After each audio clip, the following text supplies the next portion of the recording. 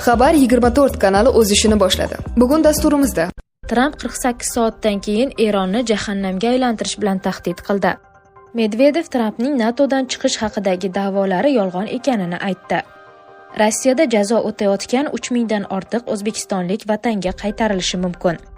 Putinning reytingi so'nggi 7 yil ichida rekord darajada tushib ketdi.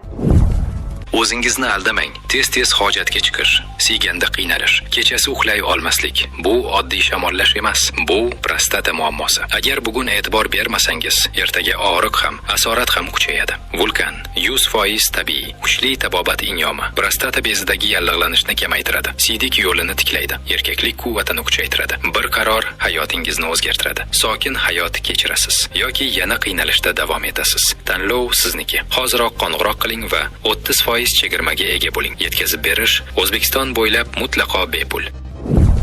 Pentagon Eron bilan urushdagi AQShning haqiqiy yo'qotishlarini yashirayotgani aytilmoqda. The Intercept davosiga ko'ra, AQSh Mudofaa vazirligi inson va texnika yo'qotishlari ko'lamini ataylab past ko'rsatmoqda yoki to'liq ochiqlamayapti. Shu bilan birga ochiq manbalarda ham rasmiy raqamlar bilan keyinchalik chiqib kelayotgan ma'lumotlar o'rtasida farq bo'lgani kuzatilgan.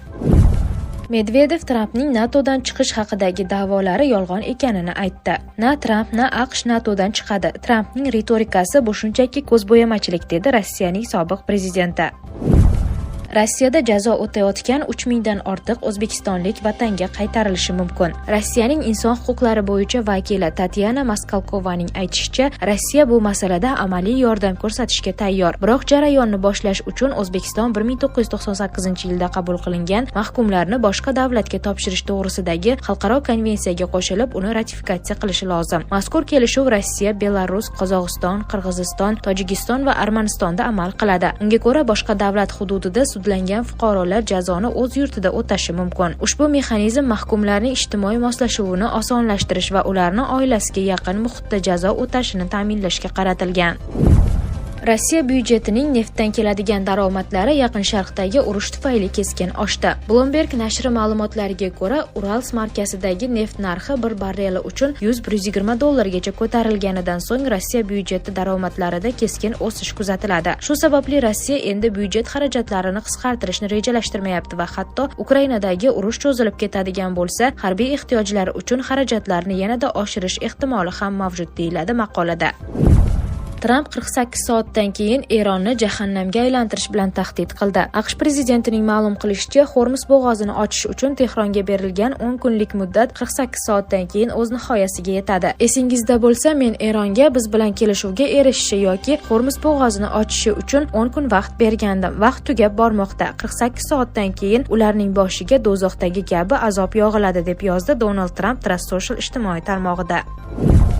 Putinning reytingi so'nggi 7 yil ichida rekord darajada tushib ketdi. Kreml ma'muriyati bilan hamkorlik qiluvchi Jamoatchilik fikri fondi ma'lumotlariga ko'ra, bunday keskin pasayish 2019-yildan beri kuzatilmagan. Bunga sabab sifatida mamlakatda Telegram va VPNlarning bloklanishi ko'rsatilmoqda. Aloqa bilan bog'liq muammolar rossiyaliklarni charchatib, ularning odatiy hayotini izdan chiqargan.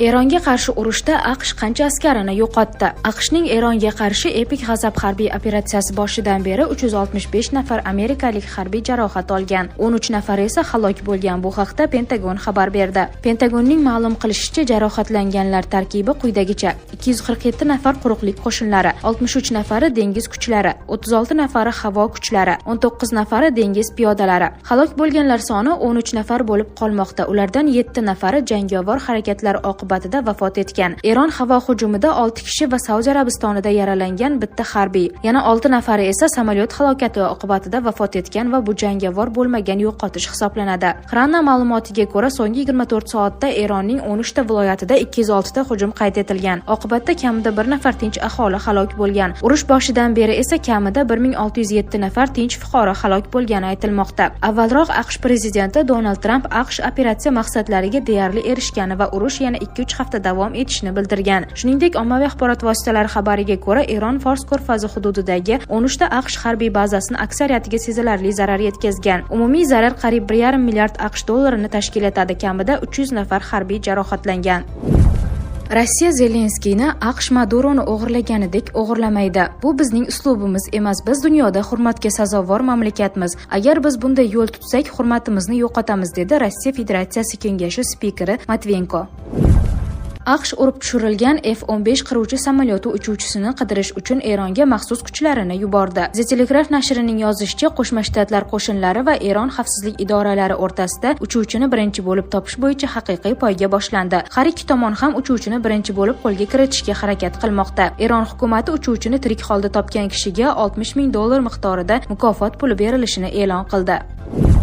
Eron urush boshidan beri AQSh va Isroilga tegishli 156 ta dronni urib tushirdi. Eron armiyasining havo hujumidan mudofaa kuchlari Fors ko'rfazi mintaqasidagi qurolli mojaro boshlanganidan buyon mamlakat havo hududida 156 ta jangovar dronni aniqlab yo'q qilgan. Bu haqda Eron davlat televideniyasi ma'lum qildi. Xabarga ko'ra, mojaro boshlanganidan hozirga qadar urib tushirilgan dronlar soni 156 taga yetgan. Havo himoya tizimlari mamlakat osmonini doimiy nazorat qilib, tahdidlarni bartaraf etishda davom etmoqda, deyiladi xabarda.